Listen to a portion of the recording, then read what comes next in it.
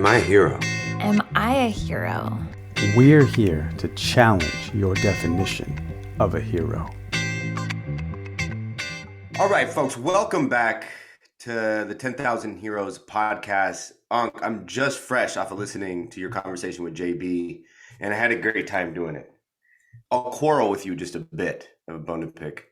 You put a summary on it. Maybe you'll remind me actually, but you're like, it's been about, so first of all, be incredibly lucky and incredibly cool, but besides that, ask for help, right? As a kind of a primary theme of this conversation.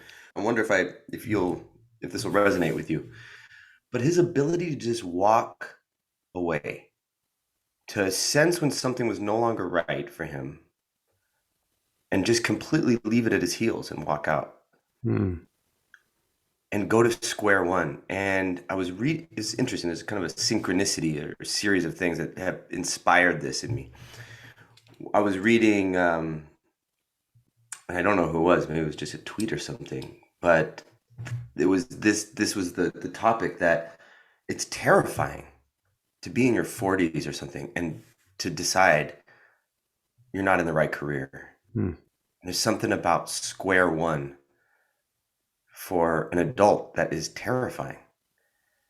And then I had a conversation during a coaching call with a client just last night, where she's gone so far with the marketing and the development of a business idea that has nothing to do with what she wants to do. Whoa. And it's producing so much distraction and anxiety that she's not even able to successfully pursue it.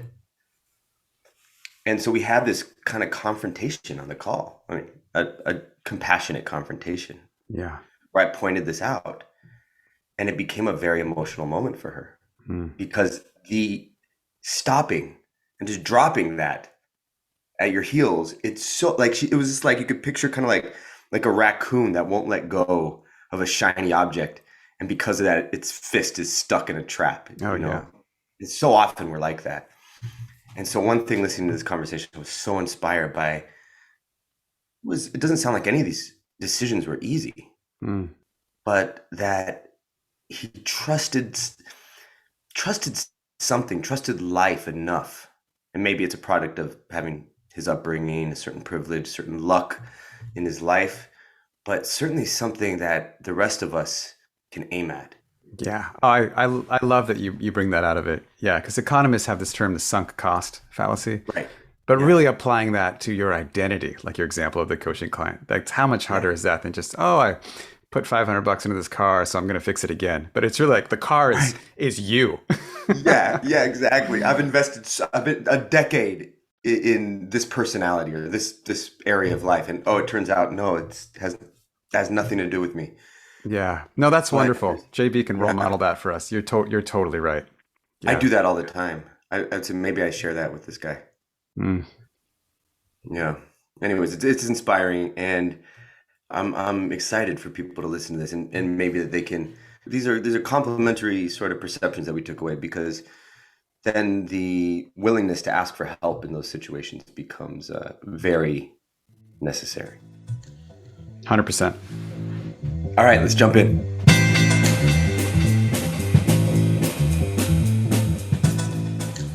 One of the things I really loved about our brief conversation the other day was you seem to have really balanced kind of winning at two games that I think it's pretty hard to win at both. And one is the financial economic game, and the other is to have your heart open and have relationships still be important game. And often trying to do one is kind of precludes us from doing the other. So I wanted to talk to you a little bit about your journey with entrepreneurship. And especially maybe we could start with was it the Blue Planet? Was that the name of your restaurant? It was. Yep. The Blue Planet Cafe. Yep. Yeah. Could you just tell me the origin story of that experience? Yeah. Sure. So now we're going back to, 89, 90, 91, when I was first doing what I do now. So I'm a real estate agent is what I do now. Have been for a while. I started that in 1989, was doing it through 1990, and I guess I have what we would call in retrospect a very early midlife crisis at a young age of 26. And I was doing well at the business, but some part of me thought, I can't just keep doing this till I'm like 55 or 60 or 65. And so my solution to that was that I quit my job, or just took basically a leave of absence of indeterminate years of length. So didn't slam any doors behind me, kept everything on good terms with the owner of our company, who was pretty astounded that I would just stop. So it didn't make sense to him why you would just take this successful career in real estate and just bail for a while. He wasn't able to grasp that. No, right. So from his point of view, he sees or saw people start in the business, and the vast majority of people who start don't make it. It's a tough business to establish yourself in. And so from his point of view, he saw this person start and, go through all the struggles one does to establish oneself, and see that start to really happen, and like realize, okay, you're making it and growing, and you have a really bright future in front of you. And then you just, at that point, just stop. That wouldn't make any sense to him. But he was and is an extremely kind and interesting and understanding man. And just basically said to me, to paraphrase that, I don't understand why you're doing this, and it doesn't seem very smart to me. But the door's always open if you want to come back. So I really appreciated that. And did you know, as you made that decision, why you were walking away? Or was it just more? No. Okay. Yeah. Right. I think I have a lot. I think I understand now with the benefit of years. At the time, I did know the first part that I mentioned to you, which was I could synthesize at the time that it was almost like a panic of like I was locking myself into a track that if I stayed at it much longer, I know just by inertia, just 30 years would go by, and I would have been doing this nonstop over those next 30 years or so. And some voice inside of me was saying, I'm not ready for that yet. There were some things I still needed to know about myself and about the world that I wasn't going to learn just doing another 30 years of doing real estate, which, by the way, I will tell you, I find to be a very honorable profession, and I love everything about it. But it just wasn't, at that time, what I should have been doing nonstop for the next 30 years. Yeah, you had a sense there was like some kind of danger that if you stayed doing real estate for the next 30 years without getting this other experience or other information, something might not go well, or something would be incomplete in terms of your human experience, your exploration. That's right. And I guess not to put too fine a point on it, but I think as far as I knew at the time, I think what I understood was the danger was that I was going to become an entitled asshole. So you'd have like money and privilege without perspective, something like that. That's right. I mean, certainly at the age of 56, again, have more understanding of this now, but I think at some level I did understand that I grew up with kind of everything. I mean, in an upper middle class, and I'm a white male, and my parents love each other and love me, and my family was great. And I mean, I really had started to have enough experiences to know that the world was much larger than the kind of Disneyland that I grew up in, I guess would be one way to put it. And I think that I needed to see things that I had not seen yet. Okay. All right. I'll stop interrupting you now and let you continue so we can get to what some of those things were. Anytime. And so, okay. So what did I do next? Well, at the time I'd purchased a house. It was the large house. It had 6 bedrooms. So it was me, and I had 5 roommates kind of helping me pay the mortgage. And 2 of them were these brothers, just truly some of the more exceptional humans I've ever met, by the name of John and Bill Tanas. And we, making a long story short, we bought for a few $100s a barely running 1971 Volkswagen bus that was owned by a high school friend of mine who didn't want it or need it anymore. It needed some work. Towed it back up to my house, and John and Bill got it running, took out all the seats except for the front 2 seats, built a platform in the back where we could store stuff underneath, and then other people could sleep on the platform, and decided we were going to drive it from Seattle down to the tip of the Baja Peninsula in Mexico, kind of windsurfing our way mostly down the eastern shore of the Sea of Cortez, and camping out and hanging out for an indeterminate amount of time. Awesome. Several months. Yeah, classic like young man adventure movie. Exactly. And I just felt like I had won the lottery. Like, as I mentioned to you, like, no criticism about my extremely blessed and privileged and loving childhood, but nobody I knew in my sphere, from my cousins and uncles and aunts and family and people that I knew growing up in Fairwood and Maple Valley area outside of Kent, I had never met anybody who did anything like that. I always have been a voracious reader, and so I'm familiar with the idea of adventures and the hero's journey and things like that.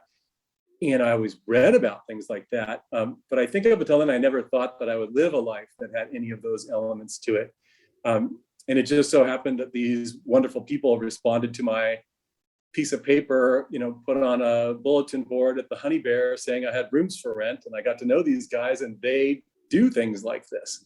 Their level of adventure and courage in the world just far exceeded anything that I had had. So all I had to do was just sign on. I mean, they were like, hey, why don't we do this? So all I had to do was just say yes, which I did. Yeah. Awesome. Yeah. Okay. And I'm so glad that I did. So glad that I did, even though I had trepidations, because as I mentioned, it was outside the realm of my typical experience in life. But we had a fantastic time. So we ended up there were 5 of us in the Volkswagen bus, along with my dog, and a couple bikes and windsurfers went on the top, and food and gear went down below. And we started driving out through the teeth of a Seattle winter. It was about mid-January when we took off. Made it through a snowy pass in the Siskiyous, and then the bus died outside of Red Bluff, California. Just the engine melted down. So that was adventure. Yeah, this is like classic hero's journey, right? There's got to be this like early travail. Yeah, I guess so. Joseph Campbell somewhere is smiling down upon me, I think. Oh, yeah. Yeah, and I think I mentioned to you on our hike too that I'm just the sort of person that I've been extremely lucky in life, and so I have a generally very optimistic outlook for things, and so things don't bother me. It was just like, oh, okay, here we are on the side of the road, and things look bad. And it was Christmas Eve day, and we had some money for the trip, or not a lot, but bless my parents, they let me use the family AAA card. And we were like AAA plus, so you get an extended tow. So somebody was able to drive out on Christmas Eve day about 30 miles and towed us to a shop that works on Volkswagens. It was like a compound, like acreage with fence and, concertina wire around it, with Volkswagens in various levels of being built or torn apart for parts, and was locked up. Our tow truck driver knew the guy, and he came out and let us in and looked at our van and said, yeah, you've melted the engine, it overheated. It would take a few weeks to probably replace it, but we ended up working out a deal where he would keep the chassis of our vehicle we started out in. We bought a chassis from him that he had rebuilt an engine and transmission in, and he gave us 3 hours to take out anything we wanted from the one we were going to start using, like our platform and all that, put it in. And that's what we did. Over the next 3 hours, we took the platform from one bus to another, gave him the seats that we took out. And we started out in a blue bus that died. And, probably 4 or 5 hours after our vehicle broke down on Christmas Eve outside of Red Bluff, California, we were rolling again in a slightly newer, this time a 73 Volkswagen bus, but with a more newly rebuilt engine and transmission. So we traded up. Wow. Yeah, very, very fortuitous.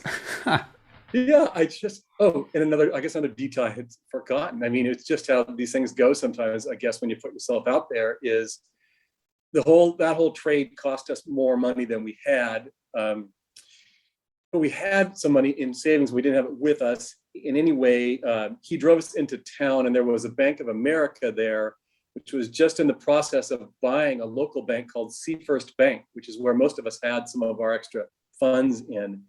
And the manager there was able to work a deal where they weren't connected to the Seafirst systems yet, but they were going to soon. And anyway, they were able to get us the money on Christmas Eve before the banks had actually merged yet. It was just the start of the theme of this, I guess, was that we were running into people who saw that we needed help, that we seemed like nice guys, and they were just going to extend themselves far outside of typical business in order to help us. And that started right away. Yeah. With the gentleman whose name unfortunately escapes me now, or I give him a shout out, who ran that Volkswagen repair yard and junkyard, to the woman who was the manager there at the Bank of America. So Yeah. kudos to both of them. Yeah, that's amazing. I never would have expected that from the Bank of America manager. That's awesome. Exactly, totally. So we were back on the road, drove down and worked our way down through Baja, and just right away I started getting my money's worth of that sense that there's much more to the world than I had yet been exposed to. I mean, as I'm sure anybody who knows who's crossed the border, all you do is cross the border and you start seeing the poverty of a place that's not, upper middle class, West Coast United States. It changes quite drastically the moment that you cross the border and you start to maybe get a sense of not how the other half lives, but I don't know what the ratio is, but the other, 4/5, 5/6 of the world lives. I mean, those who are in a more impoverished, less developed situation. And to say that blew my mind would just be the understatement of the century, although I'm just not quite sure how to say what it did to me. It certainly blew my mind, and it humbled me extremely, and it caused one of many crises of faith that I've had in my life. Because I wasn't prepared for it at all. To see firsthand the misery and struggle that quite a lot of people were living in. So that was one thing that started striking me right away. But moving beyond that sort of sense of pity for these folks, then starting to get to know them as we would camp in various villages and do business with them, like, buy fish from them, or go to the tortilleria and buy tortillas, or have people fix we had various other repairs of our van that had to happen that people would do. The other thing that struck me, that to this day still strikes me, is they are way happier than just about anybody I have ever known. And by the they, I mean people whose quality of life or standard of living from an objective material point of view would be much less than anybody I'd ever known. Yeah. And so that's like the real difference between, the economist version of standard of living and what people feel is their quality of life, right? Well said. Yeah, I would agree with that 1,000%. And I had just never, ever had that thought before, that there was a difference. Not to say again that I grew up in a household that was like super materialist. Like my parents drove, we had cars and they were reliable, but they were not we were not the wealthiest people around. And I was definitely never taught that like the amount of money you had determines your worth as a human being, not anything like that. But nor had I ever been exposed to people who managed just to be so incredibly happy and connected to one another in the face of, or likely because of, extremely difficult and challenging life. Just, it had never occurred to me that was part of the human experience on this globe. It just wasn't what I'd experienced. Yeah, that's huge. The first time that's huge. Yeah. So obviously, did I know in advance I was going to have that kind of experience? No, but here we are, and having experiences, and the kindness of people in Mexico and Baja along the way that would help us. Again, just, I have. Would you like to hear an example or two? I don't know how much time I have. Yeah, please. Yeah. Okay. So, again, another time we are, let me get the terminology right. So our Volkswagen bus didn't have an alternator. It had what was called a generator, which was similar in some way to an alternator, but it works differently. and it went out, and we had just fortunately kind of worked our way up a set of mountains, and we were going down the mountains into a small town that we knew was down there. But the car stopped working, and so we had to coast basically down because the generator went out. And so we were able to do that, and we coasted down and into a parking lot of like a big grocery store in this kind of medium-sized town. It was well beyond like a village. And then the vehicle died and couldn't be started again. And we were there in the parking lot, so we started asking around in our halting Spanish. I had 1 year of Spanish in 8th grade, and that's basically, I was the interpreter for the whole journey. So that was maybe why I was invited. Oh, that's awesome. 8th grade year of Spanish. And it was coming back to me, and you can make things work. When you travel, you speak only in the present tense, and all that kind of stuff, because you don't know verb tenses and that sort of thing. But you get the point across that our vehicle is dead,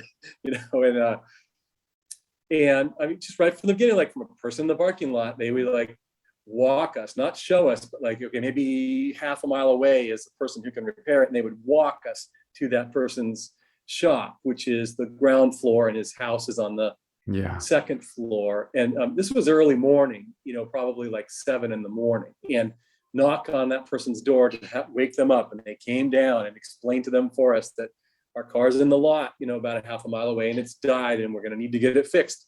They like kind of interpret or explain for us, and then went back on their way. That family that walked us over there, and would not, by the way, accept any money. Like we were going to give them a donation, just for their time. But absolutely. And bonehead me finally learned, like, stop doing that. Like that was not received super well. It was received graciously, but the message was intended like, this is not why I do these things. Yeah. Like get out of your own mind, gringo. That's right. Exactly. And get out of your worldview that everything has to be an exchange, that involves some sort of material exchange. There are many other kinds of exchanges in the world, and it's time to start learning about some of those. And so the gentleman came down and and looked and took his truck and towed our car over to his shop. And this being Mexico, they can fix things that we don't fix in the United States. I mean, here you'd have to order a part, wait for it to arrive and all that. But there he just took it apart, said he could fix it, and all that. And I mean, you just can't make this stuff up. Like while we're there waiting, it's breakfast, and his wife like brings us food down. Like his kids are running around and checking out our bus and playing with the dog, and they're making us food while this guy takes apart this 1973 generator, and fixes it for us. And certainly for that, I mean, in the end, he did charge us, of course, right? I mean, that's his business. We're happy to pay him. But I mean, did they include the money for breakfast? Maybe, I don't know, but who knows, right? I mean, it's just, things are just done differently there. And differently, I don't know if it's better or worse or otherwise, but just differently that has a spiritual and a community component to it that is missing, in my view, from sort of modern capitalism, the way that we do things. Again, a concept that I certainly could not have articulated before this, but just started to see something different. Yeah. Awesome. And so, kind of let's fast forwarding through that trip, you're on your way back. How do you think that those experiences impacted what you ended up doing next? Well, so probably quite directly, we ended up kind of having to come back faster than we thought, because a few of the guys got Giardia and became quite sick. We were down in the Cabo San Lucas area out of Todos Santos. Okay, yeah. And we decided we got to get them back for U.S. healthcare, back to a U.S. hospital, that sort of thing. And so we ended up driving kind of more or less nonstop up through Baja back to San Diego. And it was during that long drive, and mostly me and one of the guys splitting, because the other 3 guys were quite sick, that he and I hatched the idea, like, hey, I'm going to start a vegetarian restaurant and juice bar in Seattle when we get back. That's what I'm going to do next. It bears no logical this led to that, other than he's a vegetarian and kind of had been influencing me in that direction, and he knew that I wasn't ready necessarily to come right back doing real estate. And so it just seemed like a good idea at the time, as they say. Yeah. And so you spent that road trip making a really detailed business plan with all kinds of financial projections. Oh, my friend, you give me far more credit than I deserve. that that would have been a good thing to do. And I guess as a minor aside, it would have been something somewhat within my skill set and that I knew should be done. The reason I say that is when I was in just right out of college and before I was doing real estate in kind of my last part of college, my college roommate he was one of these just precocious business people, quite a creative business genius in a lot of ways, decided he was just going to, as a senior in college, start out of his room in our college fraternity, a marketing and management consulting company. And I'll be damned if he didn't go out and get clients. Like, wow, people paid him to come in and look at the books and look at their management processes and all that. And he brought me on board to kind of help out and primarily with some of the interpersonal stuff. He was the numbers and planning and business planning guy. And I was the person that helped unsnarl. Usually these were small companies and a lot of their problems were based on just people not communicating well or people that had some interpersonal conflict where they were undermining each other. And, in a small business particularly, that can make a huge problem. So we would do some of that sort of work. So I certainly could have just called him up and said, should we do a pro forma? Should we do some financials and see if, can you make money at running a vegetarian restaurant and juice bar? And if so, how could you do that? But no, there was none of that. There was just, we're going to do this, and talking about and being excited about. And the juicing, we had gotten into fresh juicing, and that was certainly a fad at the time. I mean, not that it's only a fad, it's something that a lot of people do even to this day, but Jay Cordich, the juice man, was cruising around America and doing infomercials and, selling lots of juice. And it was a big deal at the time. So we were super excited about all the different kinds of fresh juice we were going to provide for people and wonderful, wholesome food, and trying to educate people about the importance of buying organic if they can and why that matters. That's all the planning that we did. Oh, and that John and Bill were going to build it, because among their many skills, they were like incredible carpenters and can just build and fix and do anything. So I felt like I had it all nailed. John and Bill were going to build it. I had to find the space. We knew we were going to make some great food and sell a lot of juice, and it would all work out fantastically. And that's how it went. Most of that. I'm just setting you up here. Yeah. So yeah, how did it go? Yeah, I get it. So I found the space. That part I could do pretty well from my real estate background. I knew how to look for those things. And although there was quite, as with seems like almost everything in my life, quite a lot of serendipity to that also, that I just happened to be driving by this particular space on 45th and in Wallingford, Seattle, where a person was just putting up a for lease sign. And so I ended up being the first person to call. But actually, prior to that, we had one quick little false start. I actually had a lease ready to go on a place near Green Lake, but there was already a business in there, but that business had failed to pay their rent for about a year. And so the landlord was evicting them and booting them out. And so we were all ready to go. And on a final court date, the owner of the restaurant somehow came up with the money and showed up in court with the back rent. And so got to stay in their space. So great for them. But all of a sudden, at the very last moment, I got a call saying no go on the space. And on that day, at that moment, I was down in Kent at my parents' place, kind of helping to repair a fence a little bit with them. And I was just crushed. Like this was it. It was going to happen. We had found the place. It was perfect. It was right on my beloved Green Lake. And Green Lake has been a huge sort of power center in my life. It's where my office was and is. I live near it. And I run around it 3 or 4 times a week, all of that. Yeah, it seemed like it was meant to be. And then at the very last moment, it didn't happen, right? The owner of that restaurant paid up their back rent and I couldn't have the space. Yeah. And that was just devastating for me. I just had visualized that this was it, like this space on Green Lake, and Green Lake being such a powerful place in my life. that, where my office was and where it is now. And I've always lived kind of near there, and I run around there. And we were going to be looking at it from the space where the restaurant was. And now it's, great for that restaurateur that they were able to come up with the money and keep their business going. But at the very last moment, it wasn't going to happen for me. And so I'm down there at my parents' house in Kent, kind of helping them out. And I take a break and I just go into the bedroom there, and I find our old family address book. And I'm just leafing through it mindlessly, just because I actually, honestly can't face going out to see my parents and tell them what just happened. That like the space that we were already visualizing and making plans for just fallen apart. Not that they would have judged or been anything but supportive, but I just wasn't ready to have that conversation yet. So I'm looking through the address book, and my eye falls on a good friend of mine, Lyenda Haupt, who I've been friends with since 7th grade when we met in junior high.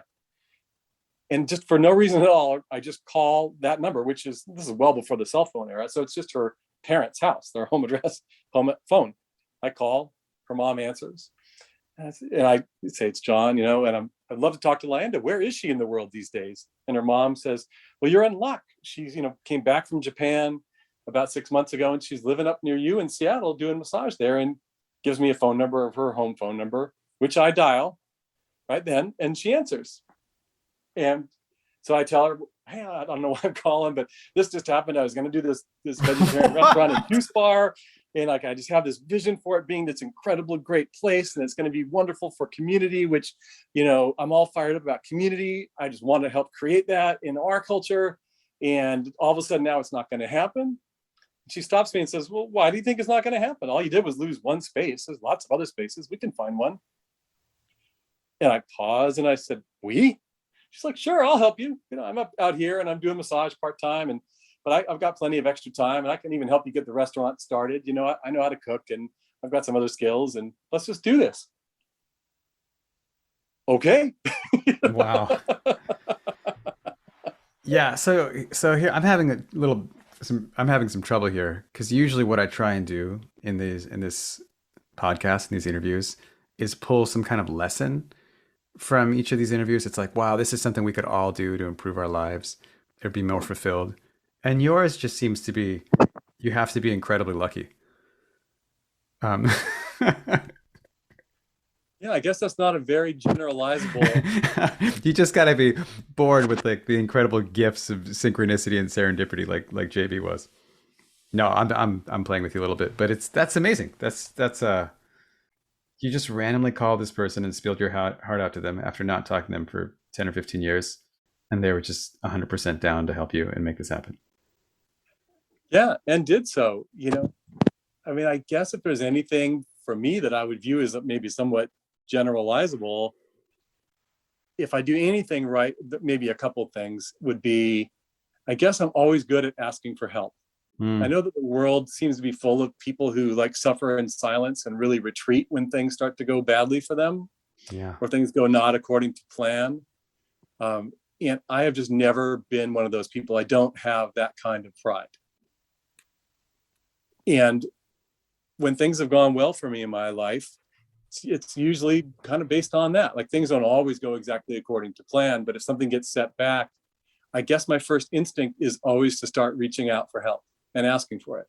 Yeah, that's a huge lesson, actually. That's great. Yeah. Because there's so many messages that we get, this idea of like rugged individualism and the power of doing it alone and all this stuff that run contrary to that. So I think that is really helpful to hear. Yeah, for me, I would say I would be whatever the polar opposite of a rugged individualist is. That would probably be me. I'm good at some things, but not a wide variety of things. But it appears that I'm good at making friends, and I'm good at asking people for help, and I'm good at accepting when people offer help.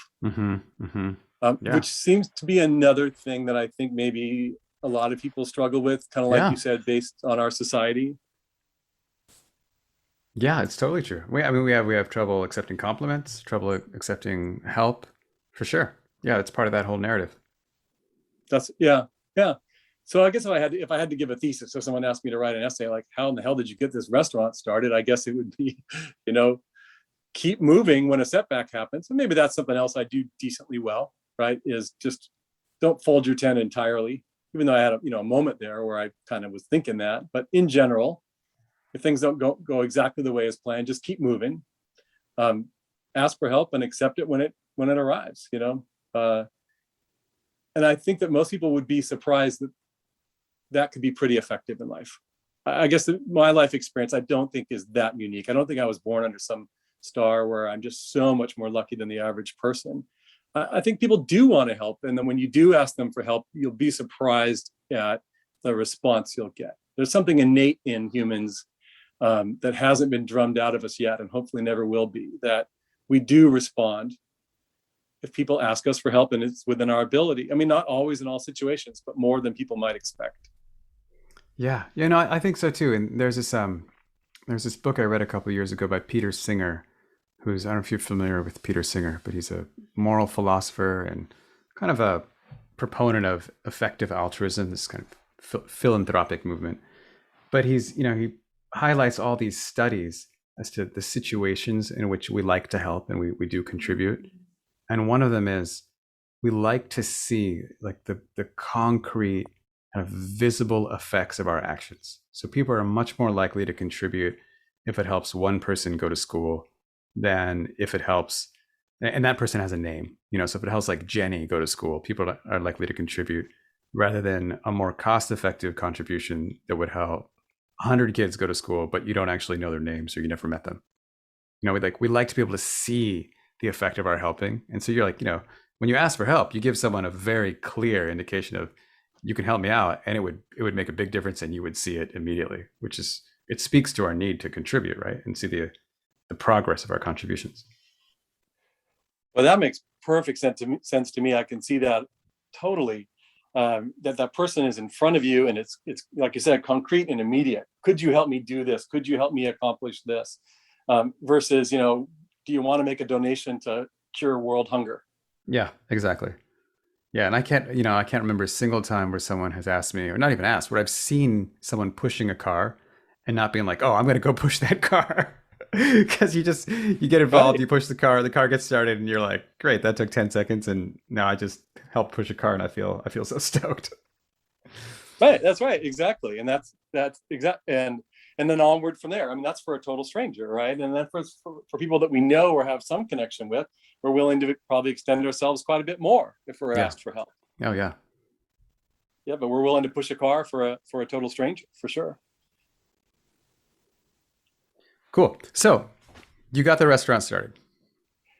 I did. And so we built it and they came, I guess, to paraphrase that old Field of Dreams book.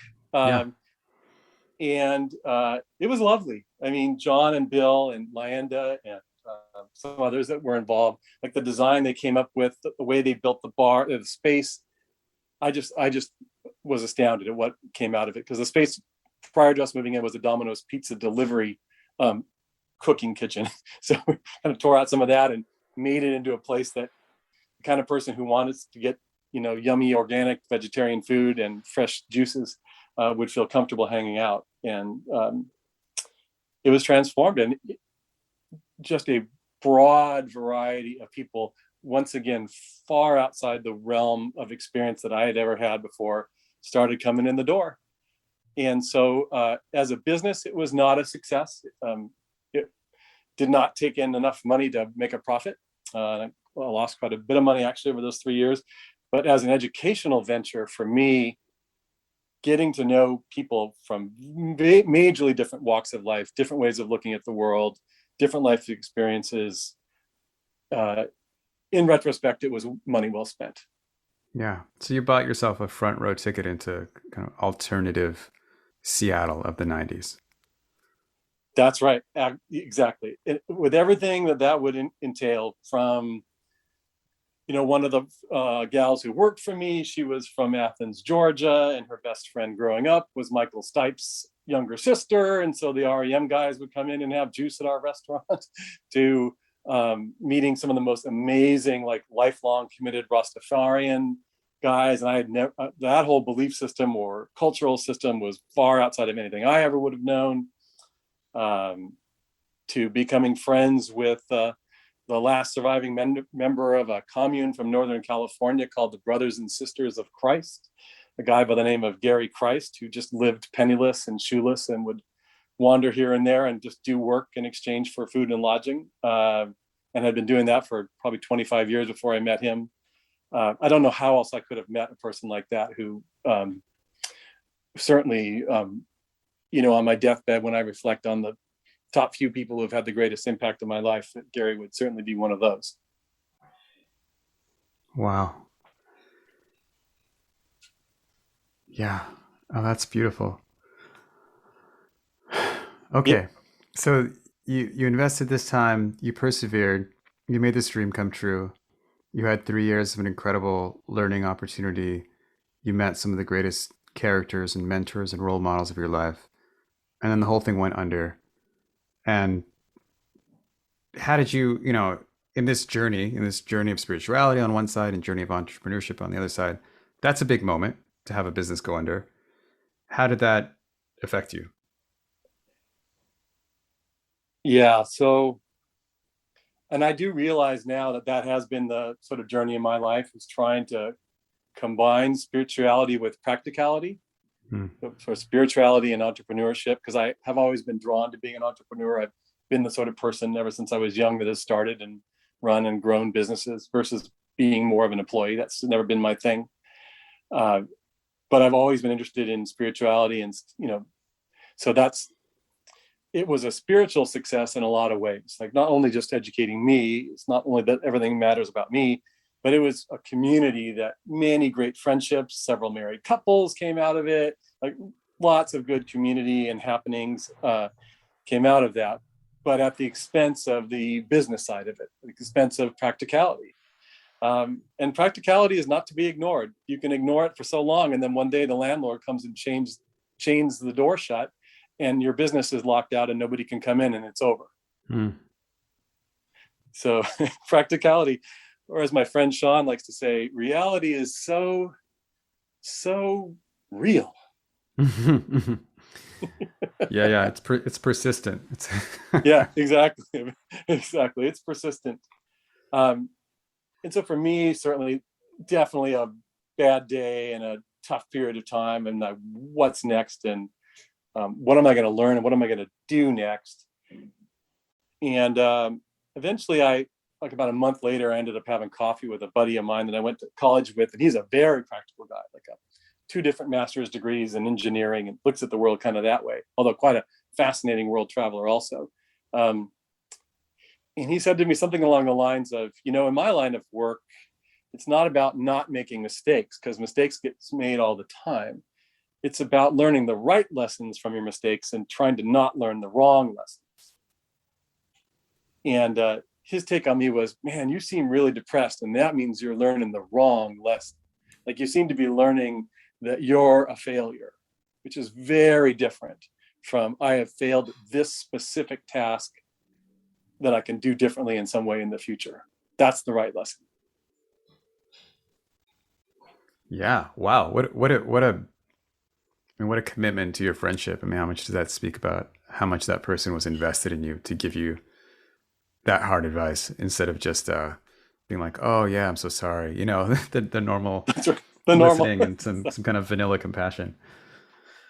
That's right, exactly, and wow, I'm eternally grateful for that. And in the movies, he would say that, and I would get up from the table and rush forward, and a montage would occur where I rebuild my life and fortunes quickly and all that. Yeah. I mean, it didn't happen quite that immediately, with some wrong turns here and there. But I look back upon that was definitely a moment that I needed, and it's a life lesson that I've tried to impart to myself again from time to time if I take a wrong turn, but also to other people. You asked me at the beginning of this, like, do I have any qualifications for being this figure that, say, Justin and others, like, I do have this nickname that some people call me Yoda. And so some people tend to turn to me for advice. Do I have any qualifications? And I think, honestly, my qualifications are, wow, I've made a lot of mistakes. I know a lot of the things you can do wrong and how to learn from them, so maybe that's some kind of qualification, right? Yeah. And you learn you learn the right lessons from those mistakes. That's right. Yeah, exactly. And learning how to learn the right lessons, just learning, like I said, from my friend, the whole concept that's the important thing is, how do you think about it? What is the lesson I need to learn from how this has turned out? It hasn't gone the way I expected. What is the right lesson? Yeah. Okay. So I'm gonna jump in the timeline a little bit here. I mean, we could go back, and the spoiler alert is that you eventually did get back into real estate, though not right away. And I think from our last conversation, there's a beautiful story there. Not sure we'll get to it, but what I want to talk about is this other turn you took that you had an opportunity to see as failure or growth in some way, which was your entry into proselytizing in high school.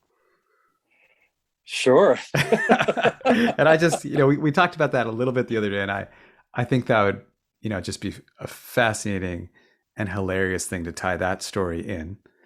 And maybe you've hinted at it a little bit. There's this connection to Gary Christ, and also Yes. this amazing teacher that you told me about that you met, I think it was freshman year of college. Oh, yeah. Professor Colombo. Yeah. So take us on that journey. Yeah. And by the way, since you and I talked, I just went on through the miracle of Google and Googled Professor Colombo, and I'm sorry to say that he has passed away. I did find articles on his passing, and but he did end up staying at the University of San Diego long after, for his entire career, into the 2000s, from 1984 when I met him. But otherwise, I was fully intending to reach out to him and just say something like, "Were your ears burning?" Because I was sure talking about you in the most positive light possible the other day while struggling up a mountain. Yeah. So we'll have this end with a sort of eulogy for Professor Colombo then, to honor him. Yeah. So I guess by way of context, I grew up in a Catholic family, a fairly devout, but not huge. Like, we had to go to church. We definitely went to church every Sunday. We definitely went a couple times a week to religious education. Those were non-negotiables in our household. And so it was, and for me as a kid, I loved it, loved everything about it, loved going to church. I know that sounds strange, but I just did. And I loved going to religious education, and I loved the community. Our church at that time, what our parish was called St. Stephen the Martyr, down outside of Kent. And it was just a vibrant community. We had potlucks and things on evenings and youth dances. And it was a neat environment to grow up in. And so when I was young, say like, young and elementary school age, loved everything about it. In fact, the joke in my family, among my extended family, was that I was the most likely of our family to become Pope, because I was so into it. You were a front runner in the Pope contest. That's right, exactly. At least in Southeast King County in the early 70s. But yeah, and so just accepted all of it without question. Right, I'm an elementary school kid, so it all, whatever they were putting down, I was picking up and loving it. And eventually volunteered to be an altar boy, and was doing quite a lot of that kind of volunteering. And it was a major part of my life, which leads me kind of by now to think, I guess I've always kind of had an appetite for at least asking sort of spiritual type questions. Like, I just was interested in things like this. And that started to change, like a lot of things do, I guess, when you hit adolescence and hit, middle school years. And by that time, I started meeting friends who were, from the more evangelical community, and they talked in terms about the same God, right? And Jesus and the Holy Spirit and all those things that I'm familiar with, all that sort of nomenclature and concept. But they would talk about in terms of, have you been born again? Do you have a personal relationship with Jesus Christ? Do you read the Bible every day? Like, that's how their world worked. And I'm not sure I even understood the question. Like, what? I know who Jesus is, but what even is a personal relationship with Jesus Christ? And that was my sort of entree into the sort of evangelical aspect. And I decided that I needed to know a lot more about that it was possible that, again, that there's a lot more to the world than so far I had been taught. And I went to our woman who runs the religious education for our parish, and said, could we create a group, if there were any other young teens who were interested in doing a Bible study, where we'd get together and read the Bible and talk about it, tried to get in the habit of reading the Bible ourselves as the holy book of Christianity, of course. And I was told basically, to paraphrase, that we don't do that. That's what the priests do. That's what the church does for us. We don't need to read the Bible ourselves or study the Bible ourselves. We go to church services and we are educated in the way that the church wants to guide us. Yeah, we got that covered. That's like, we've specialized Bingo. that. Yeah. Bingo. Like, don't take away our job. We got that covered. That's what we do. Well, you can imagine that's not usually a winning argument from any kind of parental figure to a teen in any realm of life. If ever you get a teenager who starts asking you about something, retreating to, because I said so, or we've got that covered, or don't ask those questions, probably not going to work. Didn't work on me. So I decided that fine, I would just start my own Bible study. And I had some friends who expressed some interest in that. And so we started meeting in this big rec room that's above our garage in our house on Tuesday nights. And I kicked off the first one by, saying that we're not going to have any real teacher or necessarily any real leader, that it's going to be collaborative, and maybe people could take turns taking a topic or one evening to talk about something to facilitate. But I wanted it to be, where we would just kind of do this together and kind of see how it goes. Because none of us are qualified, obviously, to be a teacher, because, we're 7th and 8th and 9th graders. Okay. So that's the spirit in which it started. The problem was that it's hard to do things that way, and it just didn't work. Like, it became very clear that people wanted more of a format where there was somebody who kind of was the teacher or the leader who would present, and maybe they would ask questions and things like that, but that somebody had to give it structure and kind of be the teacher. And, bear in mind also, these are generally Catholic kids, so that's what we're used to. Yeah.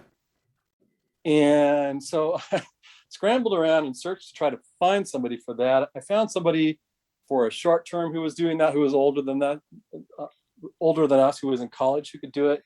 But then she had to move away. And it ended up happening that I guess I just became that person, for lack of somebody else who was going to do it. Yeah. And I'm sure I thought to myself at the time, this is just a temporary state of affairs, so we find somebody else, so we'll see how it goes. But it ended up just being kind of what I did. I became the leader, where I would have to prepare lessons and do all of that. And so I knew that we needed some sort of guide, some sort of text besides just opening up randomly to the Bible, which is a big book. And so I found through the evangelical community a book called Youth Aflame. The author's name is Winky Pratney. I'll always remember that name because his name is, once again, Winky Pratney. And wow, that book, it's hardcore, born again, evangelical, all about, but the key to it that resonated with me was going back to when I was even younger, going to church. I was always astounded, really confused and astounded, even as a young kid, that we would go to church for an hour and we would sing these songs and say these things, and the priest would say these things, truly remarkable things about how we believe in Jesus, and Jesus talks about serving the poor, and how it matters how you treat the least among us, and do not hoard treasures on earth. You want your treasures to be in heaven. We would say these kinds of things for an hour, and then we would go home and watch football, and life would just go on like everybody else. I never could square that circle. I always just thought, either you believe this thing or you don't. Like, either you believe the message of Jesus, which is revolutionary and demands your full devotion in life. I think if you really say that you are a follower of Jesus, that you're going to live a lot differently than the average folks around you. And I could never square that circle, that we would just kind of say all those things, and then we just go home and back to life as normal. And so enter Winky Pratney and Youth Aflame in my life, and that was 300 or 400 pages of exactly that. Oh no, we are called to a drastically different life with our treasure in heaven. And here, and we're going to live very different. And those kinds of things, especially when you're young, it was Youth Aflame poured the gasoline on that spark, I guess. Yeah. So you took on this mantle. You became this evangelical preacher in high school. I did. I became an evangelical preacher. I eventually ended up doing some guest preaching gigs where I would go on Sundays to evangelical churches in the area. And here's this 16 or 17-year-old now kid, all on fire for Jesus, coming to talk to them. And it was a very popular thing, right? I mean, you can imagine if you're of that point of view and you have a teenager who's just a true believer and relatively a good speaker, I guess, for that age, it became a popular thing. And I got asked to do lots of it. And I didn't know how to say no, or I didn't know that maybe I should say no. I just kind of got and you were good at sales from an early age. Yes, that's right. If I believe in something, I have a good shot at convincing others that this something is a very, very good thing and they ought to consider it.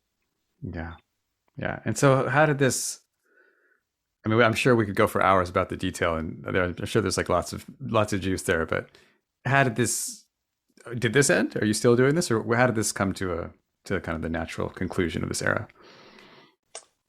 So it ended abruptly in my freshman year of college.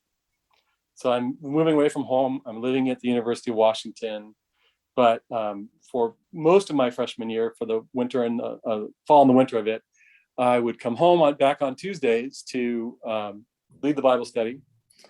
And I would also sometimes come on the weekend to preach, I guess, talk at these churches. Yeah. And that was, I also then had a night job for some extra money at a bookstore called the Logos Bookstore on University Way, the Ave at the U District.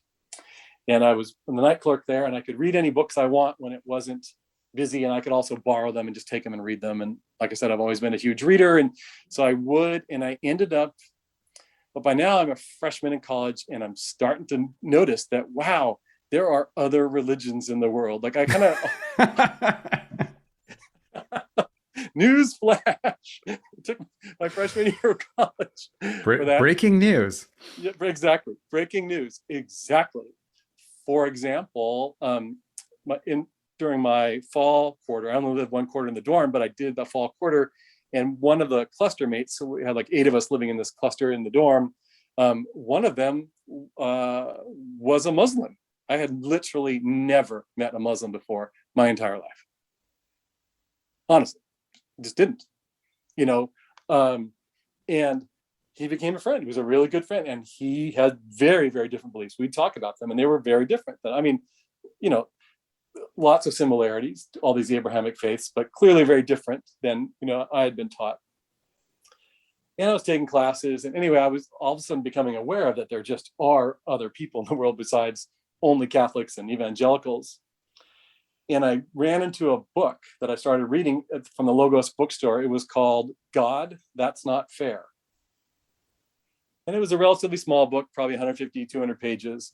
But basically the point of the book was trying to explain and get you as a Christian to be okay with the fact that anybody who has not expressly invited Jesus Christ into their heart as their Lord and Savior, anybody who is not born again in that way of looking at it, is doomed to hell.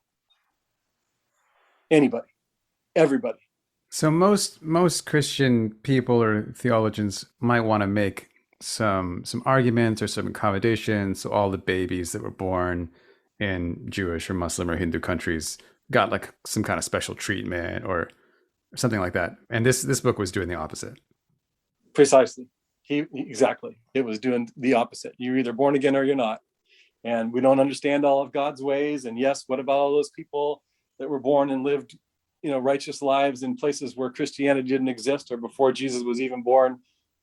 They are going to hell, and you just have to trust God on this. Which I will fully admit is an extreme view. Yeah.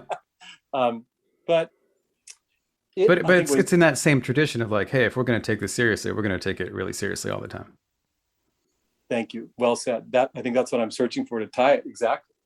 Is I was just in that point of like, well, and I've always been somewhat of a literal person too. Like I think words mean what they mean, and people, if people say things, I take them literally.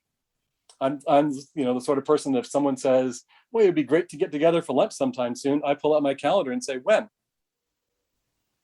Right? Yeah. Yeah. Words have meaning, intentions have meaning. So that was just like a brick that just went smashing through my house of glass, I guess, at the time, because many things were starting to change for me. For so many people, you get to university and you just start meeting different people and having different experiences. And I was starting to outgrow, kind of molt out of that shell of on fire for Jesus, evangelical Christian, trying to get people to become born again. I mean, I spent part of my time in high school trying to get people to accept Jesus as our Lord and Savior. Yeah. Yeah. And so let me tie that together. So this book, you read it and it actually had the opposite effect than what the author was like, hey, I know this is a little bit uncomfortable, but if you're really down with Jesus and this message, you got to accept this. And for you, rather than cementing everything, it kind of broke down the whole edifice that had been constructed. Precisely right. For me, it just brought me instantly to a point where, wow, if that's what they're saying about God, either God is not a person I want to know, God doesn't exist, or these people are totally wrong about what or who God is. But something is very different than what I thought it was. It has to be. It just can't logically make any sense to talk about being God being love and God loving people, or God creating people and then consigning them to an eternity of hellfire and damnation and suffering. Doesn't make any sense. And that's all I knew. All of a sudden, just things just didn't make any sense for me. Pretty much instantly from that. And so on the following Tuesday, I rode my motorcycle back down to Kent and went up the stairs to Bible study. And I was there for like 5 minutes. I just walked in and basically told people, it's been a great ride. I'm done. I wish you all the best. Please don't contact me. I'm not sure what I'm going to do next, but I'm not doing this anymore. And I'm going to need some time away. And I turned around and walked out and rode my motorcycle home.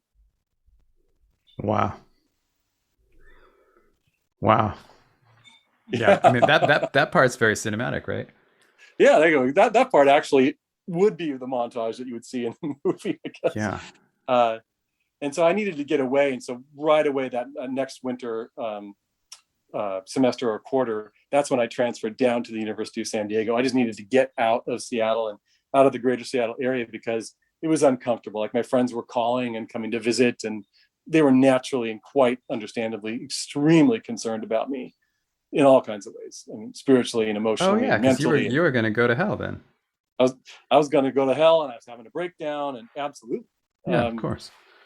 So I needed to get away, and so that's how I ended up at the University of San Diego, where I ran into Professor Colombo. That's kind of how that happened. All right, great. And then just tell us a little bit, because I just from the hints you gave me the other day, and it's so connected because I'm sure I know people that know this Professor Colombo. So I feel this like personal joy in hearing the story. Tell us a little bit about how this person walked into your life, and with the spirit of a eulogy. Now that we know that he's passed. Sure.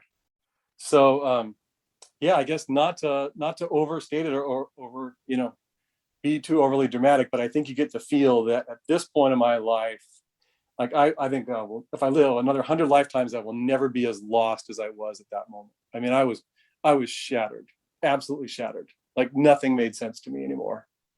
And I knew that I had to rebuild my sense of how the universe works, and who I am in it. And I just had absolutely no idea. And so I hightailed it down to San Diego. I figured if I had to rebuild myself, maybe I'll do it somewhere in the sun, and maybe I'll learn to surf or something like that. And mostly just get away from everyone I know. And I picked the University of San Diego because it's a Catholic school. So that was more palatable to my parents, whom I loved then and love now. And I've always loved the whole time. So you can only imagine what all this journey was like for them. Yeah. And so as a concession to them, like something I could do to make this more palatable for them, to make them feel like I was, that they could feel better about what was happening to me, choosing a Catholic school made sense. And so that's how I ended up at the University of San Diego. And it being a Catholic school, they require, particularly certainly a freshman, I'm not sure of the whole requirement, how many years, but you have to take at least a year of religion as part of your general education requirements. And so I had to do that. And I was put into a class with a new professor who started then, 1984. And he was from New York. And he was the first, at that time, non-priest that ever taught religion at the University of San Diego. So he was a professor of theology, I believe a doctorate, I'm sure, of theology. It was his background, but nothing like a typical priest at all. And he made that very clear the very first day of class when we show up. And, for my little gentle suburban Kent upbringing, here's this classic New Yorker. I mean, I'm not going to try to do any impressions, but, classic New Yorker and mannerisms and talking quickly and very plain spoken and abrupt, and basically let us know that if we thought we were here to be told again everything we've been told our whole life about how great the Catholic Church is and everything they say is correct and it's never done any wrong and there's not any other ways to look at the world and there's no validity to any other faiths, then you need to transfer now, because that's not what's going to happen in this class.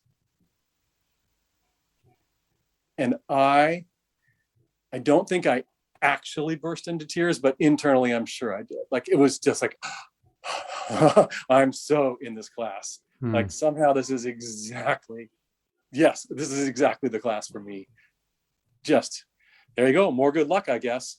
But I do know what I need when it slaps me in the face. Yeah. And not only did I stay in class, but I stayed after class and went to study sessions. And he, as an educator and as a person, his generosity of spirit, his willingness to offer time, his knowing that people, particularly those avid students in his class who wanted to ask more questions and show up afterwards and talk about things, I think I know he knew what we were going through. And he had, as far as I could tell at the time, unlimited time to help us explore those things. But at the same time, being absolutely the opposite of coddling people. I mean, I think I mentioned to you, like, when we were on the hike, like, we read everything. I mean, parts of the Bhagavad Gita, we certainly read quite a lot of the Quran, we read a lot of sacred Buddhist texts. And I mean, it was very dense stuff, particularly if you're not from any of those backgrounds and you're just encountering it. So he'd certainly guide us. He made us read parts of Mein Kampf by Adolf Hitler because he wanted us to understand what evil really looks like in the world and how banal and how easily people can be brought to it. And, it's easier than you might think. We're 18 when this is happening. Yeah. But he just had faith in the sense of we could handle it and that we needed it. And from my point of view, nobody's ever been more right. Beautiful, man. Wow. Thank you for sharing that. Thanks to Professor Colombo, man. What an incredible impact. Yes, indeed. And I do regret never in all these years reaching out until he came up in conversation that we had before, and I missed my opportunity. But that's a regret. But I'm thinking of you. Yeah. Thank you, JB. And thank you for this time that you've spent with us today. Yeah. I mean, one lesson, of course, is be lucky. Be lucky and be cool, like JB. But the other lesson that's stronger than that is know what you need and get the help you need. Yeah, I think that's been the thing for me, for sure. Yeah. So how did you end up meeting Gary Christ or Gary? Yeah. Yeah. So when I had the restaurant, most nights I was the one closing it down. So, counting money in the till and putting everything away. And we would have to take our garbage out, rolling it out through the front door of the restaurant around the corner to a dumpster. And we had an awning out front of our restaurant so that there was a little area that was shaded from the sun and the rain there.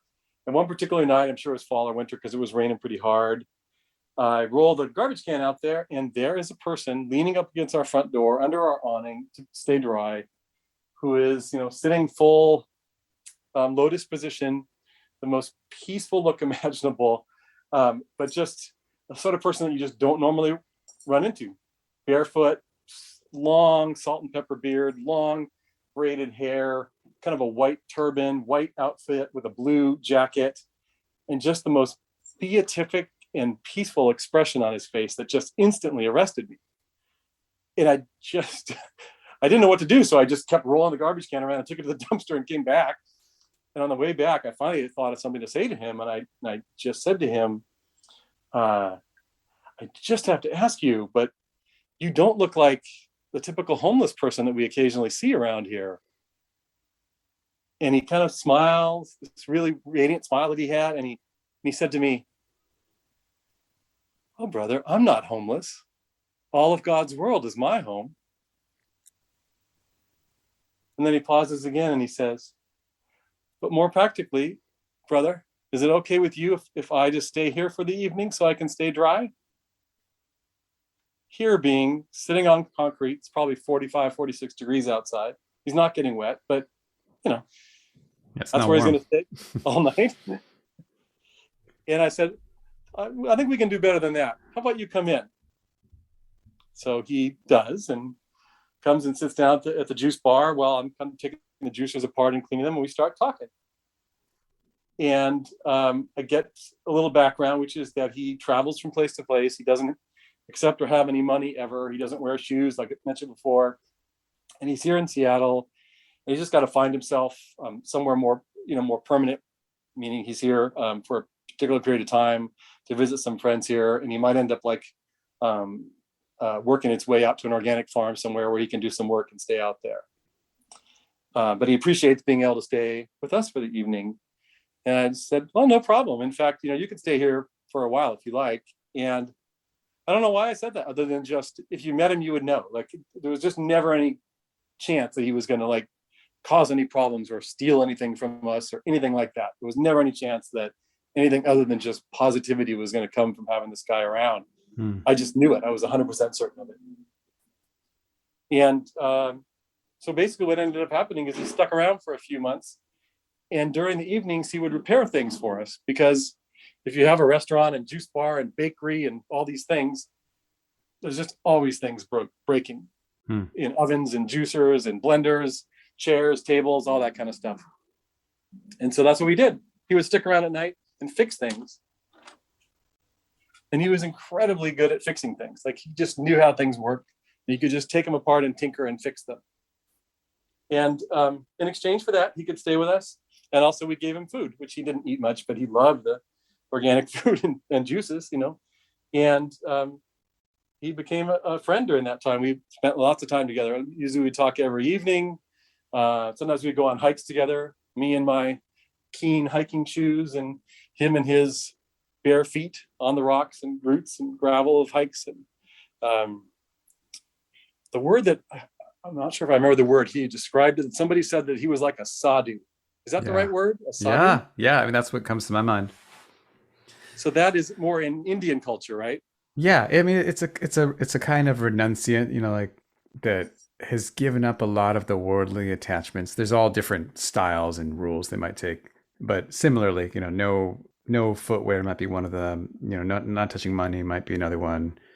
Just only staying in one place for a maximum of 3 nights. These are all just different rules that different kinds of sadhus have. But the idea is that we spend most of our lives grasping after pleasure, avoiding pain, looking for material comfort, slave to our attachments.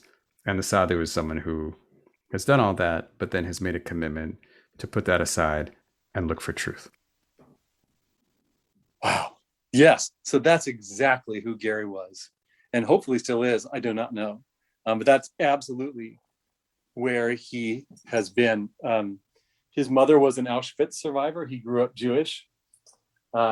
He apparently at some point was pretty successful and owned some businesses, and then just decided that he was not going to do that anymore.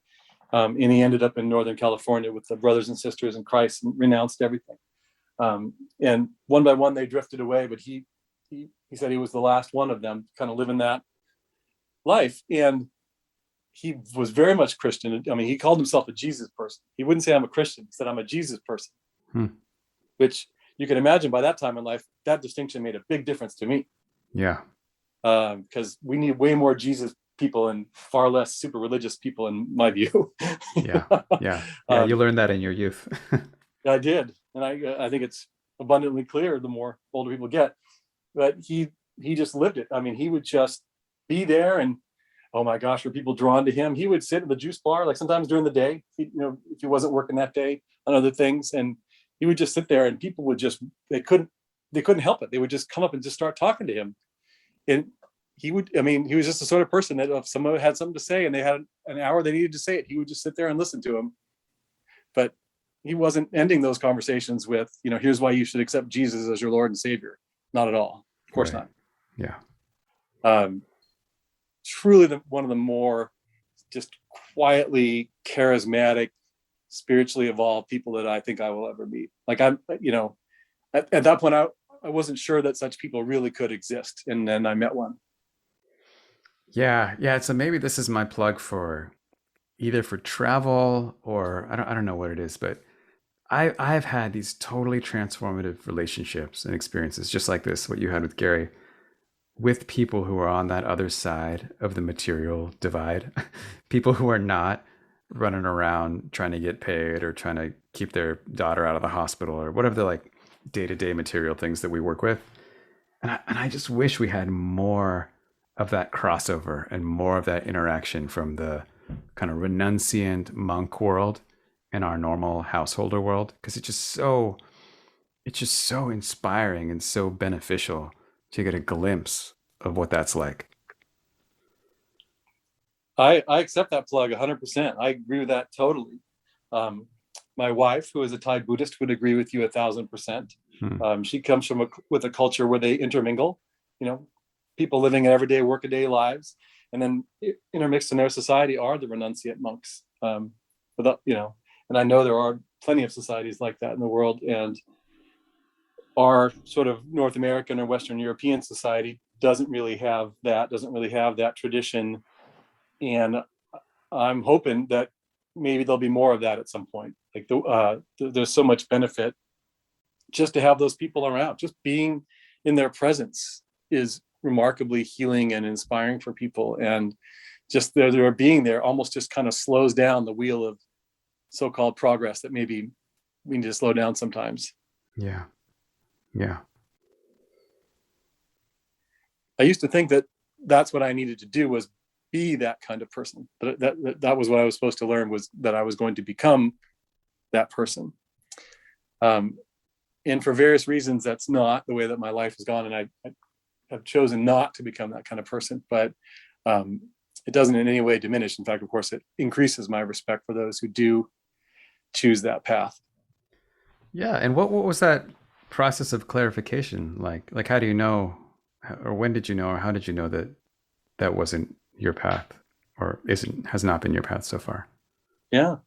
Well, speaking of Gary, in that sense, and not that he would ever, and I would not say like he told me what to do or anything like that, because that's not his style. But he and I had a lot of these kinds of conversations about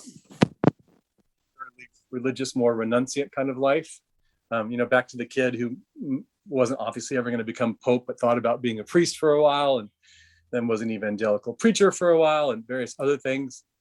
And one day he just looked at me and said to me, "You're what we call a karma yogi."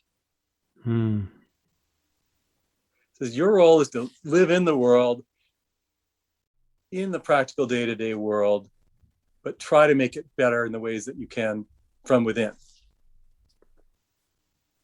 not from without. Yeah. Wow. How validating. Yeah, and it's one of those things, right? There's someone tells you something that has truth in it for you. You know it when you hear it, right? It wasn't as if he, yelled at me as a voice down from God to make me see something I didn't see. It was more like just he crystallized a thought I had kind of been having, and a person who had not known me for that long to say that just made me think I really actually do think that's what I am, at least this time around. Yeah, like it really resonated with you.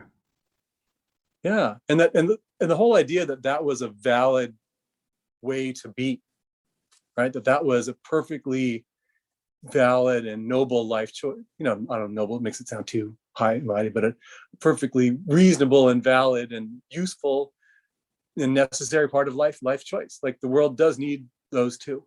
The world needs the renunciants. The world needs the teachers. The world needs all of that, but it also needs those karma yogis who just kind of do the things, the more practical things, or maybe try to elevate the game a little bit. And if we circle back to when you hear from other people who seem to view me in some ways as a mentor in their business world, or, I do seem to take on that role for a number of people. Maybe that's part of what it is that I'm trying to be very good at doing the business that I'm in, but I'm also trying to be very good at maybe elevating it as much as I can, along with, many others, and trying to add as much humanity into it as we can, because I think oftentimes business and certainly capitalism and all that in general, if it goes too far, it wrings the humanity out of things if we're not careful. Like if you just let it go, it's just going to wring every ounce of humanity out of everything. Everything becomes a cost or a benefit. Everything, becomes an input or an output. Everything becomes an exchange. And some people have to push back against that. And the renunciants push back against that in their way. And maybe some of us who are just doing the business push back against it in our way too. Yeah. And what I love about that, especially in the context of your early experiments with fundamentalism, is that it's a decidedly not fundamentalist approach. Like being a renunciant or being a sadhu is very extreme, right? Like there's this cut between how most people live and have to live and what they do. And what you're doing is you're saying, okay, I'm not going to take either extreme, but I'm going to build in this wisdom and this knowledge and this presence and this sensibility and bring it into the world where we all share and be able to affect people positively through that presence and through that inclusion. Yeah, that's very well said. I think that I know that's true for me. That I tried on the fundamentalist outfit and it didn't fit. It's not for me.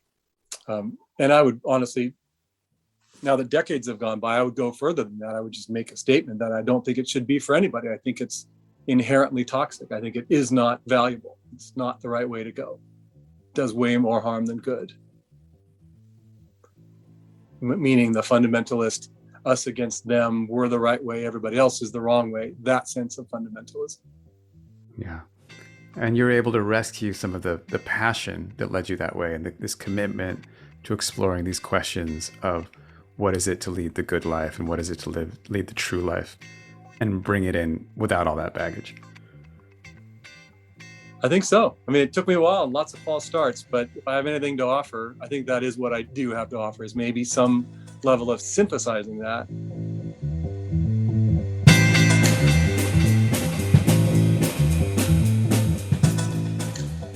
Thank you, everybody. Thank you, JB, for the great episode, for the talk. If you want to learn more about JB's path, maybe I can find some pictures of that blue planet, that juice bar, and the professor that he mentioned. Check it out on the show notes, and we'll catch you next time.